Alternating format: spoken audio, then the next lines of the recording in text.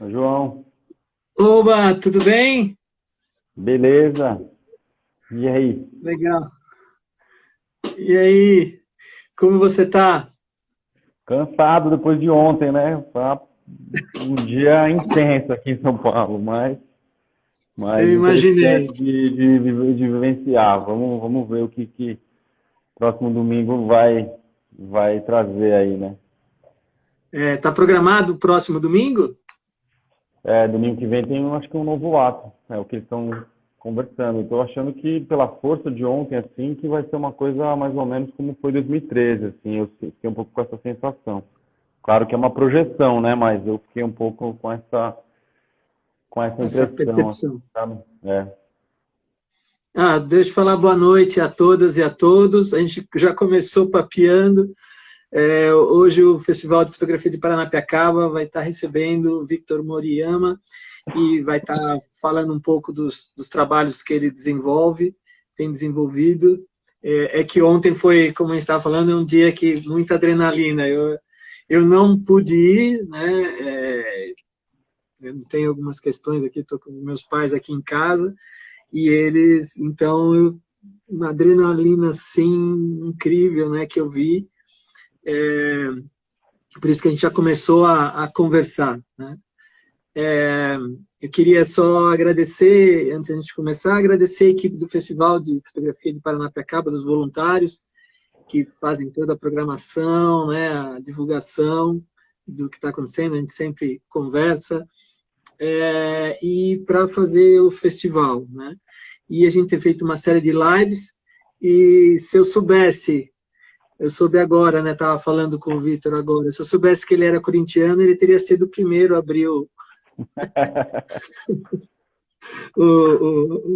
a lives do festival, né? Brincadeira. Eu até pus a camisa, né, da democracia corintiana, que é um orgulho para gente, assim, né? Esse Muito. movimento tão, né? Você viu? Fala um pouco como é que estava ontem, né? Antes de a gente entrar, você também documentou. Como é que aconteceu ontem? Você estava falando um pouco da sua percepção, né? Da sua sensação. É, Você cobre muito esses movimentos, né? eu, assim, não por fato de ser corintiano, né? Mas eu lembro de ir para o estádio já bem pequeno, assim. Comecei a ir para o estádio muito cedo. Aqui no Pacaembu, os jogos eram sempre aqui. Eu lembro que vira e mexe, na hora de sair do estádio, a polícia descia a borrachada na gente, assim, na torcida, de graça, gratuitamente. Então, é um país extremamente violento, né? Com sistemas de opressão extremamente ativos, né? Então, assim, acho que uma diferença crucial aí para os outros protestos que a gente teve é que esse protesto organizado pela torcida do Corinthians, especialmente, e claro que aí nem vou fazer juízo de valores e tal, mas é um corpo de torcedores ali, claro que é um grupo pequeno, perto do tamanho que é a torcida, mas é um grupo de pessoas que está muito, muito acostumado com essa violência policial, não só nos estádios, mas também nos seus bairros. Então, o que deu para ver ontem foi um enfrentamento muito persistente. Assim, não era como às vezes era em 2013, que, claro, 2013 tinha muito mais gente, mas nas primeiras bombas de gás todo mundo dispersava. Assim, ontem você viu uma resistência muito forte, assim, né? E aí, claro que é constrangedor ver a polícia tomando partido, né, de um lado dos manifestantes apoiadores do Bolsonaro. Isso é extremamente vergonhoso, porque mostra quão escancara, né, o quanto esse nosso sistema aqui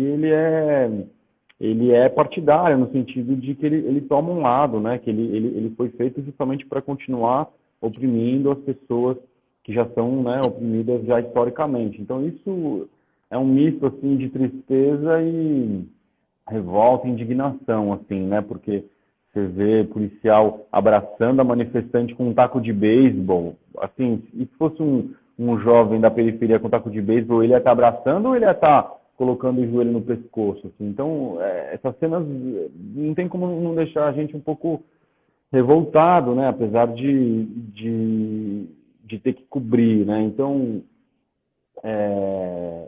foi uma batalha de fôlego, assim, ontem, sabe? Acho que foram umas 2 horas e meia, mais ou menos, né, assim, a Paulista virou aquela zona de guerra que a gente já viu tantas vezes, especialmente em 2013, 2014, né? Mas nesse sentido do fôlego mesmo dos manifestantes e aguentando as bombas de gás, enfim, acho que foi um indicativo, talvez, de alguma coisa que possa ganhar corpo aí para os próximos dias, né? E os manifestantes gritando a favor da democracia. Claro que somam a isso outras questões, né? De um histórico de opressão, enfim, até que ponto os eventos dos Estados Unidos, né, que estão discutindo uma coisa que para a gente é a mesma, né? A gente tem mortos aí constantemente nas periferias, especialmente do Rio, em todas as periferias do Brasil, mas nos dias que passaram aqui, né, o Pedro e tal. Então também eu acho que ontem ganhou um pouco o fôlego e força, assim, de resistência, de ver o que está acontecendo nos Estados Unidos e acho que tem uma certa confusão, assim, não confusão, uma soma aí de insatisfações e tal, né? Então foi bem forte, né? Eu tinha um amigo colega aqui que tomou logo no primeiro estilhaço da bomba, a bomba voou na canela dele, abriu um buraco, ele teve que ir para o hospital. Um amigão meu, colega fotógrafo, o Fernando Bezerra, da agência Eu AE. via. Então, enfim, são questões de enfrentamento, né? Eu lembro muito dos protestos de 2013, né, do dia que a Gil da Folha tomou uma bala no olho. Na época eu trabalhava na Folha, então assim, o Sérgio, né, um amigo, companheiro, a gente vai lembrando bastante de tudo que aconteceu nesse período do Brasil, mas em termos de energia, assim, eu senti um pouco um clima bem parecido com 2013, sabe? Um clima de resistência, enfrentamento e descontentamento, né? Porque na noite anterior a gente viu um ato em Brasília, no meio da madrugada, evocando a Ku Klux Klan, né? Assim, então, O que é aquilo? Então foi bem intenso. Vamos ver o fôlego disso, né? E complicado, né? Porque a gente está no meio de uma pandemia. Então, Exato. para as pessoas saírem para a rua também é muito delicado, essa coisa do apelo popular e tal, mas ao mesmo tempo a história está sendo construída, né? Quer dizer, tem questões aí que estão ficando cada vez mais Agora, latentes. infelizmente a nossa polícia, né, ela não cumpre a função, ela é uma polícia militar, né? Isso é difícil de encontrar em outros países, né? Polícia militar que vem, né, da época da ditadura, essa questão e a aproximação dela é realmente diferente. Tinha fotos assim, eu vi uma imagem, na verdade eu repostei também uma questão no Rio de Janeiro, o guarda, né, com um fuzil no rosto do menino, né, em contrapartida com essa moça que é uma desequilibrada, né? Ela tem questões ali, não pode ser uma pessoa daquela fazendo aquilo. Depois as pessoas foram mandando coisas, quer dizer, infelizmente, eu acho que existem grupos que estão, eu vou abaixar aqui um pouco o enquadramento. Existem grupos que agora melhorou um pouquinho. Vai melhorar um pouquinho. Que são... depois eu arrumo. E que é assustador. Agora, essa outra questão, né? Como você está cobrindo esse movimento? Eu acho que tem um pouco de diferença, porque hoje eu acompanhei algumas redes, né? As mídias, as grandes mídias, que são sempre tendenciosas, sempre tem as pautas, né, deles, né, é muito impressionante isso, mas foi diferente daquele início de junho de 2013, né?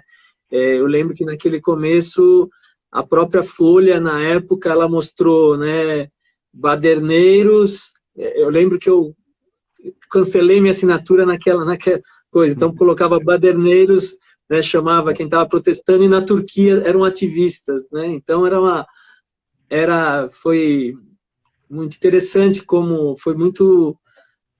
mas depois isso mudou um pouco em 2013. Mas falando agora do Covid, como é que foi essa sensação? A gente conversou com a Ana Carolina Fernandes, e ela falou que ela cobre, né, comunidades do Rio de Janeiro, ela nunca teve tanta dificuldade como foi agora para fazer, ela sai em pautas do Rio e faz. E para você, como é que tem sido essa mistura? É, a Aninha querida, um beijo grande para ela. É bastante difícil porque a gente conversa muito com as pessoas, né? Então, a primeira, eu pelo menos acho que a fotografia que eu faço e a Aninha faz também, a gente chega e conversa muito com as pessoas primeiro, né? A gente vai criando uma intimidade, bate um papo, né? E a fotografia acho que surge como uma consequência. Só que, né? Então as pessoas são muitas vezes muito simpáticas, não entra aqui em casa, vamos comer uma fatia de bolo e tal. Então você também está ali, às vezes, com macacão, mas com toda aquela, né? Óculos, máscara, álcool gel, então, e também é muito delicado entrar na casa de uma pessoa, então restringiu muito todos os movimentos e para quem está acostumado, acho que tanto ela quanto eu, a fazer uma fotografia mais de perto, assim, uma coisa mais, não é grande angular, mas assim, é chegar muito perto das pessoas, essa fotografia numa perspectiva um pouco mais íntima, ou pelo menos na tentativa disso, fica muito restrito, né? Muito restrito. Eu tenho restrições sérias do meu chefe de normas do jornal que, olha, isso aqui não pode entrar, isso aqui não é para ir, esse lugar aqui não é para ir. Então por aqui eu tenho feito uma cobertura, não é genérica, claro, acabo indo para o cemitério, algumas coisas, mas mudou bastante a intensidade com que a gente consegue se debruçar, né, nas pautas e nas histórias que a gente quer contar, porque é tudo muito surreal, né? Assim, nossa, agora já tem 70 dias da quarentena, você fica lembrando de pequenas coisas, né? Essa coisa de não, só sair na rua para andar, assim, para dar uma volta no quarteirão e tomar um café na esquina, que já parece que faz parte de um passado que não parece que há anos, né? Parece que a noção de tempo assim se reconfigurou muito, né? Você está fazendo, você enviou aqui um ensaio para a gente ver, daqui a pouco eu já vou começar a mostrar, agora quando você vai falar, são histórias amazônicas, né? O que é esse projeto das histórias amazônicas?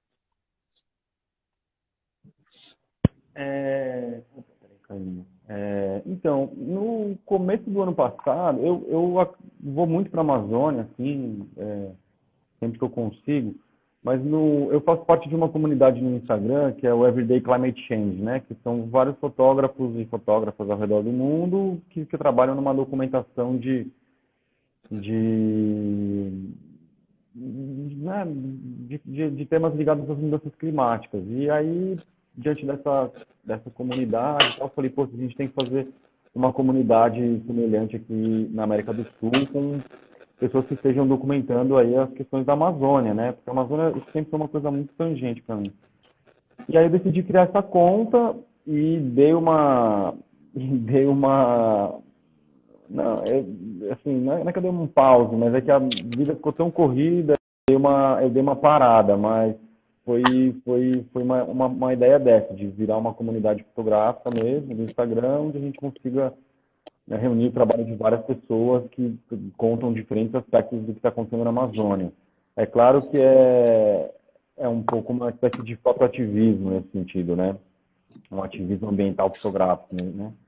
Pelo menos que a gente coloca em discussão temas muito particulares que acontecem dentro da floresta e que boa parte da população nem tem ideia do que está acontecendo, né? Então,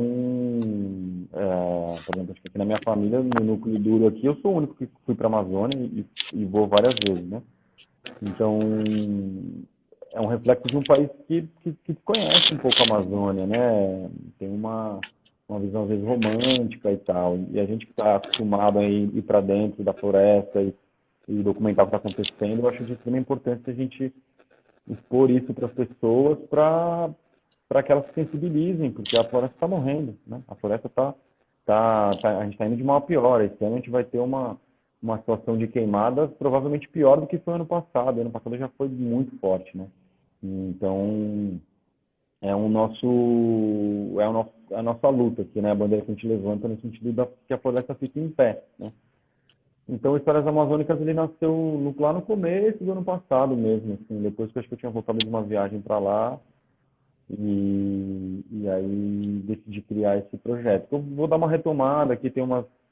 Mas aí agora, né, fotojornalista é meio difícil, tá todo mundo sempre correndo, sempre viajando, aí para a pessoa conseguir parar, reunir um material, escrever, aí escrever já fica complicado, porque a galera às vezes tem uma dificuldade de conseguir botar no papel as ideias, e aí o projeto deu uma estacionada, mas eu preciso retomar ele e fazer essa comunidade ficar mais ativa, né? E você sente lá desculpa, você sente lá essa questão, é perceptível, porque ela é muito grande, a Amazônia, mas você sente essa questão da agricultura em larga escala aproximando, a mineração, né, as plantações, os conflitos, você sente que houve essa diferença? Dá para ter essa percepção, mesmo às vezes indo 1 ou 2 meses, ou é uma percepção que os moradores falam? Não, dá para ver. Eu acho que isso exige também que você fique mais tempo em campo, né? Mas se a gente olhar para o arco do desmatamento, é um levantamento aí que o Greenpeace, o ISA, eles têm isso muito claro, eu tenho esse mapa aqui, você vê, é extremamente nítido como o desmatamento vai dando uma volta aqui em torno das unidades de proteção, ou pelo menos ele dava, porque nesse governo agora a gente está vendo um avanço violentíssimo do desmatamento em áreas de proteção ambiental, portanto são crimes. E, claro, quando o ministro Salles fala de passar boiada, o que ele está dizendo a gente vai afrouxar totalmente os sistemas de monitoramento e vai dar interesse aí nessa expansão do agronegócio e das atividades de mineração para dentro da floresta, o que, na minha visão, é uma situação extremamente equivocada, né? Eu sou militante para que a floresta fique de pé. Eu acho que é uma violência tremenda do homem se sentir superior à floresta e aos povos tradicionais e querer derrubar uma árvore de secular ali para colocar boi. Eu acho que não faz o menor sentido, né? Então, é muito perceptível, é muito perceptível, sim. Os lugares têm um clima, às vezes, meio tenso, a gente tem lugares muito complicados, mesmo ali perto de Altamira, ali onde a Irmã Dora foi assassinada, tem lugares bastante violentos. A gente tem que sempre lembrar que o Brasil é o país que mais tem assassinatos de ativistas ambientais, né? Então, mais um líder, mais um ranking que a gente lidera tristemente aí, né? Porque de coisas boas a gente não lidera nada, a gente lidera de rankings péssimos, né? Então, o que dá para sentir mesmo é um crescente da impunidade, né? As pessoas que se sentem no direito de violentar a floresta, elas têm a certeza da impunidade agora, né? Muito por conta do discurso oficial que está em vigor. E você costuma fotografar também algumas comunidades indígenas, alguns povos indígenas. Agora a gente está mostrando aqui Uarau. É um grupo de indígenas refugiados venezuelanos. Isso aí já tem uns bons anos atrás, acho que esse material é de uns 4, 5 anos atrás. E foi quando essa crise da migração venezuelana estava vindo ali para o Brasil, né, para a fronteira ali de Boa Vista e depois para Manaus com muita força. Então, eu acabei acompanhando muito de perto aí esse grupo indígena Uarau, que vive também ali na região amazônica, né? Você continua alguns projetos com essas comunidades? O AJAP, isso é um constante que você você tem intenção de continuar alguns projetos com algumas comunidades? Você aqui tem 4 comunidades. Eu até tenho, mas eu confesso que acaba sendo difícil, porque eu tenho, sei lá, acho que muita demanda de outras pautas, e jornalismo é complicado porque agora você está aqui, mas amanhã acontece uma outra coisa, e esse, um tempo inteiro viajando, então eu sou um pouco engolido pelas demandas do jornalismo e não consigo me organizar para poder voltar, né? Por exemplo, o Ryan Peak, eu fiquei acho que uns 20 dias com eles e tenho um carinho grande, eu queria muito poder voltar, mas a minha rotina às vezes acaba ficando complicada mesmo, assim, né? Para ir por conta própria, né? Independente até das questões financeiras. Então agora eu trabalho bastante com o Instituto Socioambiental e aí fiz uma documentação nos Yanomamis e a minha ideia é que a gente tente dar seguimento um pouco a algumas comunidades com que eu já trabalhei, né, para pelo menos ter um pouco de continuidade. Esse trabalho que o festival ele é pautado. A gente começou todo hoje foi diferente a coisa. O festival é pautado nas questões de educação, direitos humanos e meio ambiente. E a gente conversando, né, na questão e esse ano especificamente o tema é terra, né? A gente havia decidido isso no ano passado e se mostrou assim um tema muito importante, né? Porque tudo que está acontecendo. Então a gente tem de falar sobre esse risco iminente do colapso ambiental, os Objetivos de Desenvolvimento Sustentável da ONU, né, as ameaças ao meio ambiente, a crise hídrica, e você enviou essas imagens que você fez da Amazônia, né, falando sobre isso que você comentou um pouco, né? Você poderia falar um pouco desse ensaio? Claro. Bom, acho que essa questão do desmatamento da Amazônia é uma questão histórica, né? A gente teve recuos bem significativos no desmatamento em alguns anos do governo do PT, mas é um problema histórico, né? Porque a gente tinha uma política na época ali ali no final da ditadura, nossa, já me deu até um branco, nessa coisa do integrar para não entregar e tal, e todo esse sistema eles davam terras, né, para as pessoas aqui, especialmente do sul, então a gente vê muita gente, Santa Catarina, Paraná, que já mora lá na Amazônia há muito tempo, já está na segunda geração. E aí a gente tinha um manual do INCRA para aquele momento que era um manual, uma mentalidade sulista, que era, bom, vamos derrubar isso aqui para produzir pecuária, para né, colocar boi, produzir agricultura e tal. Então, nunca se entendeu no Brasil, várias questões, mas nunca se entendeu a importância e a dimensão da floresta, nunca se entendeu a sua complexidade, né?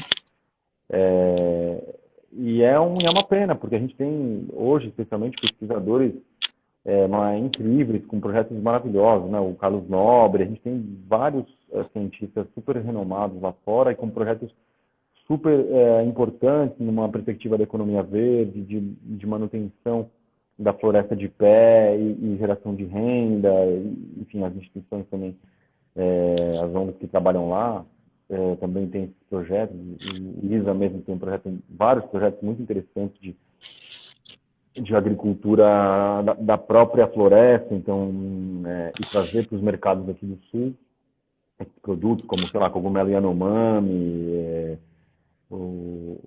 os paetés Suruí exportam café orgânico para a Suíça, em áreas que eles plantam café em áreas que foram invadidas e desmatadas deles mesmos. Então, a gente tem uma série de atividades, um movimento que acontece, mas que a política governamental nunca leva em consideração, né? Então, é uma mentalidade ainda extremamente extrativista, é uma mentalidade muito pobre, né? De, bom, vamos derrubar essa floresta secular aqui para colocar boi, porque a gente quer exportar para a China. Assim, é vergonhoso, além de ser extremamente violento, né? Então, esse trabalho especificamente, eu lembro que foi em agosto, foi quando o céu ficou escuro aqui em São Paulo, e aí todo mundo ficou impactado com o tamanho da fumaça que veio para cá.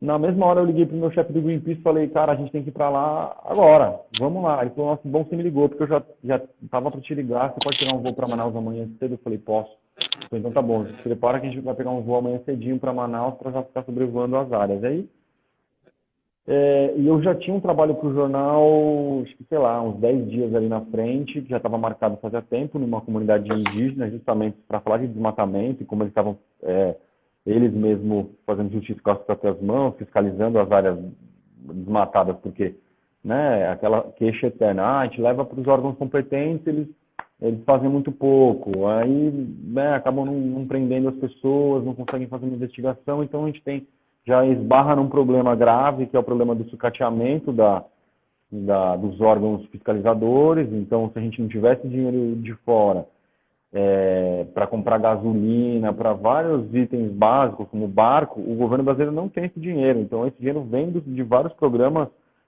financiados pelos gringos, né? Então, a gente não tinha nem gasolina. O fiscal do IBAMA não conseguia adentrar numa área no meio da mata. E assim, vale lembrar que é extremamente caro conseguir transitar em várias áreas da Amazônia, tem lugares que são dias de barco e litros de gasolina, é uma situação bem complicada. Mas voltando para o que aconteceu, e aí eu acabei acho que fazendo as primeiras imagens aéreas acho que bem no final de agosto, e as imagens viralizaram porque as imagens viralizam, né, na internet, assim. E aí, nesse ponto, o Leonardo DiCaprio me escreveu, assim, no Instagram. Falou, nossa, seu trabalho é fantástico, eu gostaria de compartilhá-lo, tudo bem? Aí eu fiquei em choque, assim, falei, pô, mas não é possível. Aí fui olhar a conta dele, era a conta dele, que tinha 1,5 milhões de pessoas. Falei, pô, não acredito.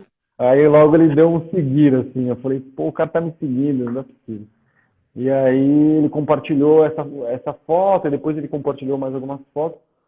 E no fim, aí eu terminei esse trabalho com o Greenpeace, foi um trabalho de emergência, assim, a gente ficou, acho que, por 3 dias, 2 dias e meio de sobrevoos em várias regiões da Amazônia, sobrevoo caríssimo também.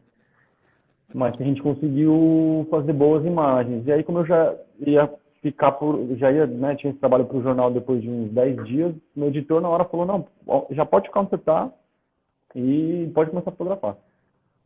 Então, aí eu comecei a documentar as queimadas, e aí eu fiquei lá em Porto Velho, eu acabei ficando um mês lá nessa primeira perna, lá em Porto Velho, transitando ali, fui para Alta Floresta, no Mato Grosso, depois fui para Amazonas e tal, não sei o quê, enfim, transitando nessa região da Amazônia. Aí acabei voltando para São Paulo para descansar um pouco, porque, né, um mês de campo já começa a ficar meio biruta, né? Aí meu chefe falou, bom, volta para descansar um pouco e respira e já se prepara a mala que você, né, já vai voltar para lá daqui a pouco. E aí o jornal tinha uma intenção de fazer um raio-x assim, do que foi esse desmatamento na Amazônia no ano passado, uma coisa bem pontual. E eu sugeri para eles a gente tentar fotografar os pilares do desmatamento, né? Então eu acabei tentando fotografar essas situações, né, de garimpo, de derrubada de madeira, de expansão da soja,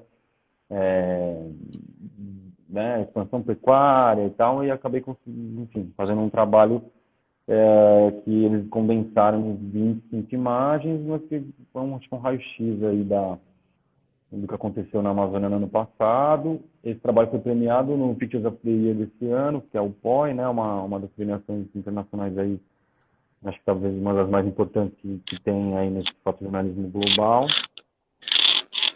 E foi isso. E aí eu acabei voltando para lá, fiquei quase mais um mês lá fotografando outras questões, lá no interior do Pará também, para além das queimadas, e aí o trabalho ganhou esse fôlego todo, né? Quando é engraçado porque você falou dessa questão da fumaça que teve em São Paulo. É uma coisa que eu vi essas fotos, né? Você enviou as imagens e agora só que eu conectei com essa percepção, né? Como é que é a nossa memória, né? Acho que a gente tem tantas coisas que vão acontecendo, principalmente nesse desse governo, que é uma que sobrepõe a outra. Tudo bem, essa questão da queimada, daí poluição aqui, são inúmeras questões. Como é que você não fica da mesma sensação? Eu tenho às vezes essa sensação para tentar acompanhar um pouco, para se sentir informado, né, na medida do possível. Como é que um fotojornalista, você não fica um pouco angustiado de tantas pautas e você falar assim, não vou conseguir fazer isso, não vou conseguir fazer aquilo? Como é que você faz essa seleção, além de pelo jornal, e como é que você respira? Como é que você pensa nesse? Qual é o seu processo para você decidir o que você vai fazer, o que te move, o que é? Eu acho que enfim, eu acho que a gente, como artista, como fotógrafo, vai se conhecendo ao longo da vida, né? Então, eu acho que hoje eu estou aí em 10 anos de carreira, desde que fui trabalhar no primeiro jornal diário, para agora. E hoje, nos últimos tempos, isso está muito mais claro para mim quais são os temas que me interessam, né? Então, acho que fica mais claro a sua missão, assim, né? Vamos dizer assim. Hoje eu tenho uma clareza grande, mesmo que seja um guarda-chuva com vários braços, eu tenho uma clareza, acho que, grande de quais temas me interessam. Eu trabalho a maior parte do tempo aqui no Brasil, acho que 90% do tempo eu trabalho aqui no Brasil, e eu me interesso muito por todos esses processos de violência que acontecem, né? Não, e que são socioambientais. Acho que isso definisse um pouco a ideia do meu trabalho é um pouco por aí. E aí, nesse sentido, claro, a gente tem que conseguir fazer uma balança, né? Conseguir respirar. Eu acho que meditar é a melhor coisa, porque você entra num outro tempo, respira um pouco, aí você consegue ponderar um pouco melhor as decisões para avaliar se aquilo é interessante ou não. Mas é claro, eu me sinto às vezes equilibrando o prato, né, a agenda, porque aí você tem um trabalho para um, aí vai cavalar com o outro, aí muda, aí o outro fala, pô, mas a gente já tinha marcado, aí fica esquisito. Então, assim, isso acontece muito. Às vezes você aceita um trabalho, aí dá 2 dias depois o cara fala, nossa, mas você tinha um trabalho que te interessa muito mais. Às vezes, ou você perde, ou tenta passar, né, para alguém, mas isso não rola muito, é uma cabeça muito do brasileiro, porque lá para eles isso não, para os gringos isso não funciona, do tipo, eu estou te escolhendo, se você não puder, a gente vai ver o que vai fazer, mas não tem essa de indicar amiguinho, né? Então é uma coisa, jeitinho brasileiro, né? Então, É, e vários fotógrafos me perguntam isso, mas a mentalidade deles é outra, é uma coisa de a gente está escolhendo por X questões que a gente quer que você especificamente fotografe esse trabalho. Não é falta de opção, a opção não falta, né? Tem gente que tem que trabalhar com os veículos estrangeiros. Então, eu acho que tem um pouco equilibrar um pouco essas questões nos temas que te realmente interessam, né? E isso é importante que você tenha muito, muito, muito claro para si, né? O que você está fazendo aqui no planeta Terra, quais temas te interessam, porque do jeito que me atravessa a Amazônia, te atravessa de uma maneira, atravessa a Isis de uma maneira, atravessa a minha de outra maneira, e a coisa anda assim. Cada um é atravessado por alguma questão ou por várias, né? Então, eu acho que é um pouco nesse sentido. Eu acabei propondo ao longo dos anos muitas histórias que eu estava afim de fazer. Então, acho que eu fui criando muito esse espaço de falar, eu estou afim de fazer isso. E aí, como eu sempre viajei muito, acho que eu voltava dessas viagens no Brasil profundo, vamos dizer assim, com umas informações meio privilegiadas, né? Porque são informações de uma realidade local e que pouquíssimas pessoas estão sabendo que isso está acontecendo, porque a gente também tem um problema grave aqui no jornalismo, que é o tempo inteiro tendo que ficar vigiando o que os políticos estão fazendo, porque é uma bandalheira, né? E aí sobra até tempo, estrutura e dinheiro para poder cobrir a Amazônia, por exemplo. Bom, não vou entrar nessa questão, porque também acho que é um erro não ter equipe de jornalismo dos grandes jornais lá permanentemente. Recentemente só a Folha mandou o Fabiano para lá e tal. Então, eu acho que é um pouco por aí, sabe? E aí você vai direcionando um pouco a sua trajetória profissional por os temas que atravessam a sua existência. Eu acho que é um pouco por aí, né? É assim que o artista responde para o mundo, né? Na minha visão. você vai formando, você vai criando, você vai se colocando camadas. Algumas questões que foram colocadas, né? A Vanilda, Borlotti, esse desgoverno, não poderíamos esperar outra coisa. Instituto Socioambiental, mapa de desmatamento, acho que você comentou. Uhum. Fiquei ontem, o Caio Guatelli, grande Caio. Ontem fiquei na manifestação, fiquei impressionado com a sua capacidade de concentração no meio ao caos. Parabéns. Show de projeto. Caio, né? Grande Caio. Salve, Magic. Aqui as pessoas às vezes colocam o nome. Vitão é um monstro. O Danilo Ferrara. Pergunta que é bom nenhuma, né? Não, tem perguntas aqui. Eles estão elogiando. Você tem como falar um pouco mais, acho que talvez rapidamente, porque a gente já vai daqui a pouco começar. Fala sobre o seu trabalho do Rede Surf. Tá. O Ivory também fala um pouco, né? O que é esse trabalho do Rede Surf, rapidamente? Eu já nem lembro mais do ano, eu esqueço direito os anos, mas acho que foi... Família Sud. Foi em 2017 esse trabalho. Foi uma história muito doida, assim. Eu estava em casa vendo o Facebook e vi no Facebook do Gilvan Barreto um vídeo que ele compartilhou e era uma molecada de alguma região do Nordeste surfando em cima do ônibus, o ônibus na avenida, e os moleques tirando maior lazer, assim. E aí, nós estamos aqui, não sei o quê. E eu falei, porra, não acredito que esses caras, que esses meninos estão aí. E no final do vídeo, o Marlinho, que é esse daí que tá no meio da foto, agora a primeira foto, ele tem uma tatuagem no peito, ele vai na frente do ônibus e mostra o letreiro do ônibus, que é Xambá. Aí eu falei, bom, Xambá, já tem um ponto de partida. Eu comecei a procurar na internet, Xambá, terminal integrado Xambá, que é ali em Olinda. Aí eu falei, pronto, aí botei no Facebook, eu preciso de um produtor, uma produtora de Recife. Aí uma amiga de uma amiga já me mandou mensagem e falou, pô, eu sou daqui de Olinda, o que está precisando? Eu falei, estou precisando isso. E aí deu, sei lá, uma hora ela me botou em contato com o irmão de um deles. E aí eu comecei a conversar, falei, pô, eu sou fotógrafo, queria ir para aí, documentar esse rolê de vocês e tal. E aí eles ficaram meio ressabiados, falaram, pô, não, você é polícia, não sei o que. Eu falei, não, pô, eu sou fotógrafo, olha meu Instagram, não sou polícia porra nenhuma, não sei o que. Aí eu comprei a passagem, quando eu tava para embarcar, eu falei com um deles e ele falou, meu, tá uma chuva violenta aqui, daquele dia que a cidade inteira tá alagada, acho que é um péssimo momento para você vir. Aí eu falei, puta vida, tá bom. Aí adiei, acho que demorou mais umas 2 semanas e aí eu fui para lá. E aí foi incrível, porque eles me acolheram super bem, como se eu fosse um deles, assim. E eu, quando era adolescente, fazia umas coisas bem de muita adrenalina, assim como eles fazem, algumas coisas ilegais e tal. Então, acho que me senti muito, muito neles ali, assim. E aí a gente ficou, acho que 10 dias, nem isso, ficou uns 6 dias, depois eu tinha um trabalho em Natal. A gente ficou 6, 7 dias, uma semana, assim, o dia inteiro juntos e foi incrível, assim. Tem uma lembrança maravilhosa dessa semana.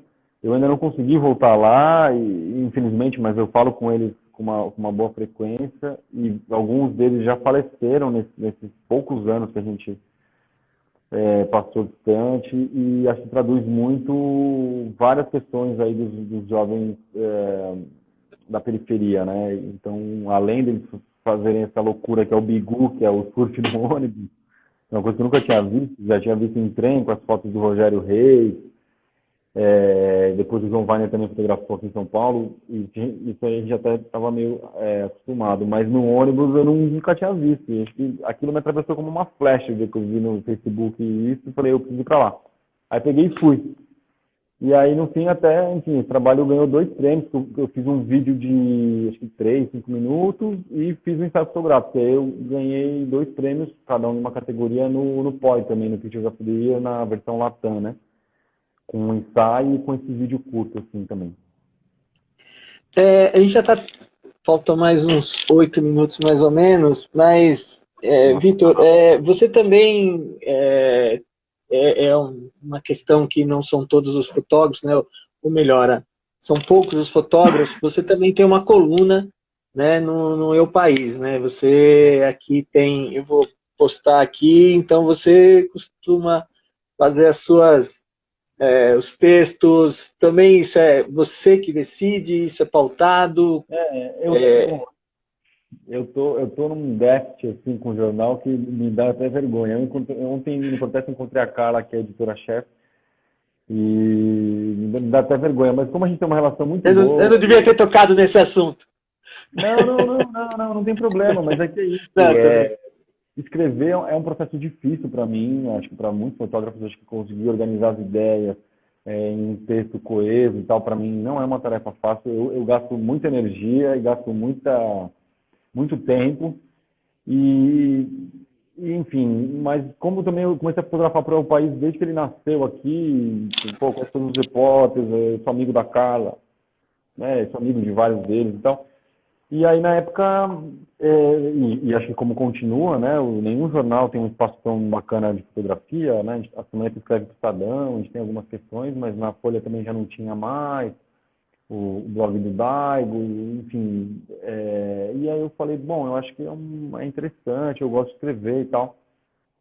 E aí acabei discutindo isso com a Carla, ela falou, não, claro, tá pronto, mas eu tô devendo muito, faz, sei lá, acho que mais de um ano que eu não escrevo nada. Então, assim, a minha vaga tá ali até que alguém me troque, mas eu tô super devendo, mas também minha vida tem sido muito corrida aqui, com muitos trabalhos e aí também às vezes fica difícil, porque você não consegue nem descansar direito e fazer outras coisas, de tanto trabalho, então também não dá para abraçar o mundo e a Carla sabe disso, então é uma relação bastante honesta dessa minha falta de produtividade, essa minha inconstância. Mas eu estou aí com dois textos na cabeça aqui na pandemia, que agora está mais tranquilo, vamos ver se daqui a pouco eu dou uma reativada aí nessa Reativada, coluna.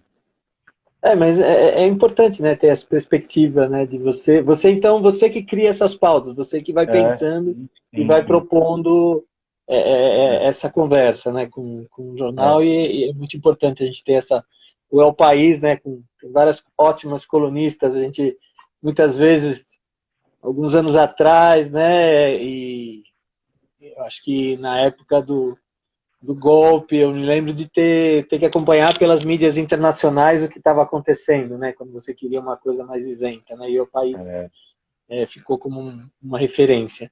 E você também fez ensaios recentemente para o New York Times, né? Que você falou que foi você colocou aqui, né? Esse ensaio do New York Times, uma das pautas mais difíceis de todas vividas até aqui, de estar fazendo aquele ensaio para a revista. Vou ver se eu acho aqui.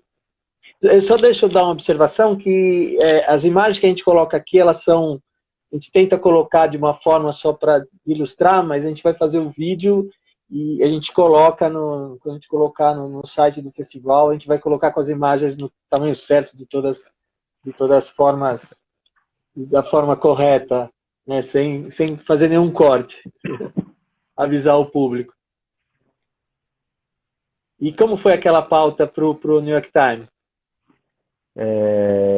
um abraço para o Egberto aí, está escrevendo. Salve, Egberto. Encontrei o É, Egberto lá na Vila Formosa, aí, acho que um mês atrás, mais ou menos. outro É, corintiano. estamos em boas mãos. É, ah, essa pauta foi essa situação lá na Bolívia, né, que foi em novembro do ano passado. O Evo acabou saindo para o México, né, porque a oposição acusou ele de eleições fraudulentas.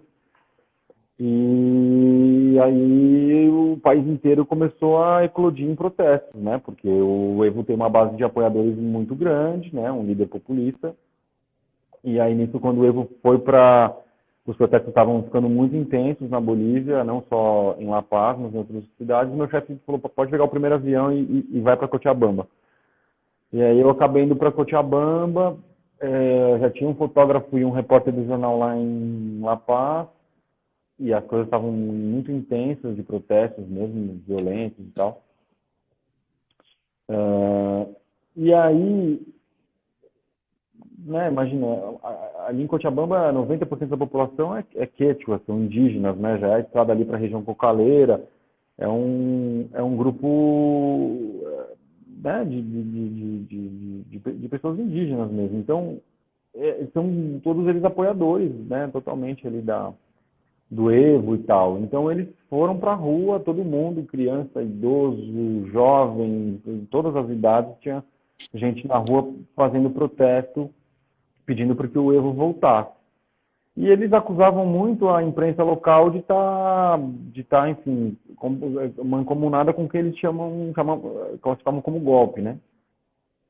E aí teve um dia, que foi uma sexta-feira, que o protesto pegou fogo, assim, aquela zona de guerra, protesto grande, polícia com tanque de guerra na rua, aquela cena clássica de protesto grande, assim. E, como eu acho que se tiver domingo aqui em São Paulo vai ser desse lugar, porque a polícia estava, assim, acabou a munição da polícia, a polícia não estava esperando que ia ser uma coisa tão forte, acho que ou não, na próxima vai ser mais intenso do que foi, com mais armamento bélico, assim. Mas então nesse protesto foi muito forte. Aí deu 5 da tarde, a imprensa toda bateu em retirada, a polícia bateu em retirada, eu falei, pô, mas que diabo é isso? Aí eu fui para dentro né, fui lá conversar com ele. E aí eu era a única pessoa da imprensa, eles começaram a me cercar, assim, e aí na hora eu fiquei meio assustado, mas depois eu falei, não, trabalho com um jornal americano, eu sou estrangeiro, eu sou brasileiro, né? E aí eles começaram a ficar muito felizes, porque eu era a única imprensa e na visão deles eu ia passar uma visão real do que estava acontecendo e não uma visão contaminada por interesses políticos. E aí, quando eu cheguei atrasado nesse protesto, porque eu já estava arrumando mala para ir embora, a gente estava fotografando uma outra coisa, e enfim, né, na correria não soube, mas naquele dia 8 pessoas morreram nesse protesto. E aí, tava aquela luz de fim de tarde, aquela coisa bonita, fogo para tudo que era lado, eu querendo fotografar, eles me cercando, e eu tentando dar atenção, mas uma hora eu tive que levantar a mão e falei, galera, eu preciso fotografar, senão eu não consigo, eu preciso trabalhar. A gente pode conversar daqui a pouco, obrigado e tal, mas eles iam me mandar vídeo, mostrar foto, me ajudar, né, queridos, assim. E aí eu comecei a fotografar um pouco, eles falaram, não, você tem que ir pro hospital, que é onde estão os corpos. Eu falei, então tá bom. Aí subi numa moto e a gente foi para lá. E aí eu cheguei no hospital, estavam 6 corpos ali, já numa sala, numa capela. E aí, enfim, os familiares começaram a reconhecer. E aí, quando lida com a morte é terrível emocionalmente pra gente. Acho que é a pior parte do trabalho, assim, tanto no cemitério, como eu estava com o Egberto aqui no coronavírus umas semanas atrás, quanto nessa situação da Bolívia. É terrível, né? Porque é muita dor e a gente tem que fazer nosso trabalho, mas com muita empatia também. Então, acho que a primeira palavra da ordem é empatia sempre.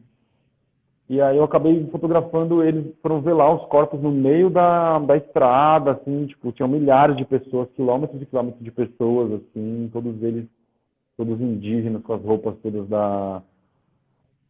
fotografei dentro do hospital, o Aiceli que está perguntando, eu fotografei dentro do hospital, lá não é tão burocrático quanto é aqui no Brasil, né? Você põe a câmera e vai estar apontando uma arma, né? Mas você tem autorização, mas você não pode fazer falta de nada aqui, né? Banco, qualquer repartição pública, se levantou a câmera já vai dar problema, né? E lá ninguém me perguntou nada, e também se alguém for perguntar, os manifestantes iam tirar na porrada, porque, né? Então você está aqui para documentar o que está acontecendo. Então, eu acabei fotografando esse velório dessas 6 pessoas no meio da estrada, assim, a 1 da manhã, centenas de velas, assim, foi uma experiência muito marcante, assim, deles me acompanharem, de agradecerem pelo meu trabalho, assim, sabe, acho que foi a experiência mais marcante da minha vida, eu acho, esse momento da Bolívia. Aí as fotos, bom, enfim, estão lá no New York Times, uma delas saiu na capa também, e é isso. Segue na luta aí, documentando processos de violência na América do Sul. Parece que nunca termina. Agora, a gente vai ter que terminar. Na verdade, assim, eu queria deixar uma pergunta final para você fazer. Antes eu vou falar dar alguns recados, mas que mensagem você deixaria? A gente termina com uma mensagem que você deixaria para os jovens que estão fotografando. Talvez a situação, né, do corona ainda vai durar um tempo, e agora a gente está com esse começo, né, com esse novo começo dos protestos democráticos. O que você aconselharia? Deixa eu só dar alguns avisos. E eu não fiz a sua apresentação rapidamente, mas você trabalhou como regular do New York Times, na Bloomberg, Le Monde, no National Geographic, e fotografando assuntos importantes que definem os impactos da globalização no Brasil. Atualmente trabalha num projeto a longo prazo que investiga as questões sociais, as desigualdades sociais, e é colunista de foto do El País. Então, queria que a gente terminasse você falando um pouco o que você aconselha com a sua experiência para os próximos capítulos que nós vamos ter nessa batalha, né, da democracia, porque eu acho que também que as pessoas estão... Eu não acho que a gente tem como ser como eles, mas a gente tem que dar uma reação e mostrar uma força, né, nesse momento. Bom, já que está acabando o tempo, né? Essas lives no Instagram tem tempo marcado, né? Uma pena, senão a gente ficava horas aí batendo papo. Mas queria agradecer o João e o festival de Paranapiacaba. Acho que todos os festivais de fotografia estão se adaptando para esse momento da pandemia, estão se tornando online, tanto os aqui do Brasil quanto os de fora. Agradecer, é sempre um prazer bater um papo. Acho que a gente tem que trocar ideias sempre, conhecimento tem que ser compartilhado, e que bom que a internet possibilita essa parte mais democrática dessa troca, né? Mas eu acho que o meu recado acho que é uma coisa assim, olhe para dentro, assim, né? Olhe para dentro, medite, olhe para dentro, saiba quem você é, entenda as suas questões, entenda a sua história, né? A história da sua família, quem é você nesse mundo, o que você quer comunicar e de que maneira, né? Estuda muito, acho que a gente tem que estudar muito, como qualquer outra profissão, acho que a gente tem que estudar muito, o tempo inteiro, ver muita referência, discutir, pensar, porque eu acho que tem várias fichas que vão caindo mesmo, e isso vai acontecendo ao passar dos anos, não tem como ter pressa, mas acho que tem um pouco de calma e se conhecer para poder entender quais histórias você quer contar, sobre assim, a partir de qual ponto de vista, de qual lugar de fala, e qual a melhor maneira de poder contar isso, né? E confiar no seu instinto, assim, na sua intuição, porque ninguém tem que te dizer, faz isso ou faz aquilo, na minha opinião, porque a gente tem tanta informação e as coisas atravessam a gente e cada um de uma maneira tão específica que não existe certo ou errado, né? Existe vários processos acontecendo e todos eles são válidos, né? Não tem um julgamento, um juízo de isso é melhor ou isso é pior. Mas claro que quando você entende todo esse contexto socioambiental, político, econômico, quando você está por dentro dos assuntos nessa perspectiva mais profunda, ele vai te dando muito mais elementos para poder trabalhar num roteiro de imagens para a sua história que sintetiza aspectos importantes do que a gente está vivendo, né, nesse momento histórico. Então, a minha dica é isso, assim, confia no seu taco, confia na sua intuição e vai que vai, não fica dando bola para a torcida não, porque, né, não existe isso, é certo ou errado. Claro, tem conselhos ótimos, a gente vai se moldando a partir disso, mas o que eu quero dizer confie no que a sua intuição está te dizendo e aí sim você vai ter muito fôlego e tesão assim, para poder mergulhar na história, né? Eu acho que é por aí. Perfeito. Ótimo, Vitor. Que nem você falou, a gente tem mais 30 segundos, mas o Instagram tem um tempo, mas com certeza a gente vai voltar a se falar ainda esse ano para as questões do festival. Espero poder contar com você e com essas suas experiências e ouvir mais histórias. A gente não conseguiu nem 10% daquilo dos seus projetos, mas é uma forma de a gente estar conectado e esperamos que no domingo as coisas sejam, né, democráticas, e a gente sempre tem que ser eu tenho realismo e tenho otimismo, né? Espero que não ocorra nada de grave, que a gente consiga caminhar para fazer um país melhor, que é isso que a gente está querendo. Muito Vamos nessa. obrigado, de coração. Agradeço todo mundo que ficou online aí vendo. Tá Muita bom? gente bacana aí, tá bom. Valeu, Falou, João. fique em casa. Fique em Quem casa. puder, fique em casa e batalhe nas redes sociais, e quem puder também, vamos tentar mudar um pouco o que está acontecendo nesse país. Obrigado, Combinado. Vitor. E daí, um abração, viu? Obrigado pela oportunidade. Um abraço. Tá bom, grande abraço. Tchau, tchau.